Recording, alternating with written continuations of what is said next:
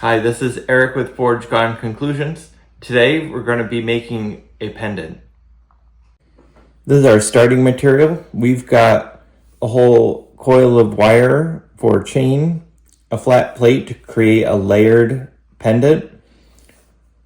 We have a diamond that we're going to be setting in the middle of it. And we also have some very cool blue opal. All right, let's get started.